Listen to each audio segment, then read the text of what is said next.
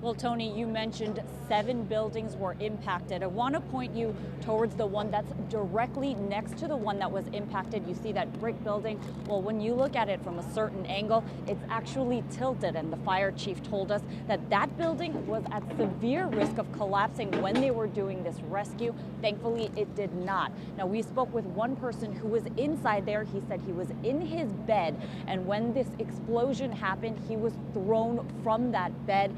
The windows started shattering. He actually had a cut on his hand. Other than that, though, he was okay.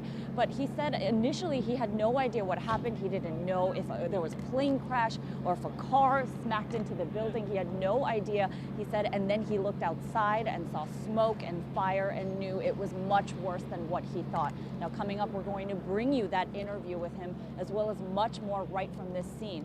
For now, though, we will send it back to you.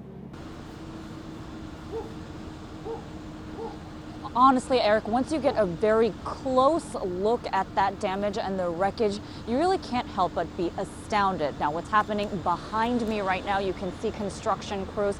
What they're doing is they're tearing the house down layer by layer to make sure that everyone is accounted for, no animal or person left in there, although they're pretty sure everybody is accounted for. Now, even though one person was sadly killed, again, when you take a look at this damage, and then now that we have the details of what actually happened during this explosion and the rescue, you really realize that this could have been much worse.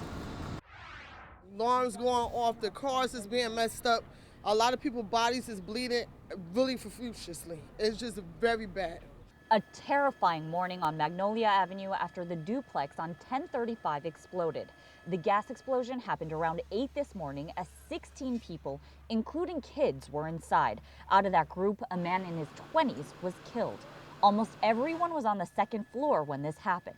With wreckage everywhere, fire crews had to crawl into empty spaces and cut through debris to make their rescues. The explosion damaged 7 neighboring buildings and rocked the one right next door off its foundation. It's leaning.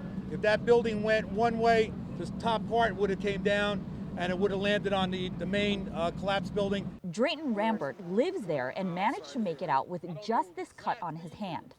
I thought a car or something hit the building, or a truck or something, and it said boom, and it threw me out the bed. I got out the bed, and glass, both of the windows bust, and the door bust open a little bit. Something else officials consider lucky: when the explosion happened, a fire started as well, but it managed to self-extinguish. If there was a fire, we would be looking at a much more serious situation, and the 15 people that were rescued probably would have expired if there was a full fire. Now, thankfully, that did not happen. As for the cause of this gas explosion, the mayor says we won't know until at least tomorrow, but they want to know if it was natural gas inside or something more dangerous like propane or an illegal gas line. Now, some of the neighbors here have been telling us that they complained about a smell of gas yesterday. The gas company says they're working with authorities to get to the bottom of that. That's the latest here from Magnolia Avenue. For now, Karen Lee, News 12, New Jersey.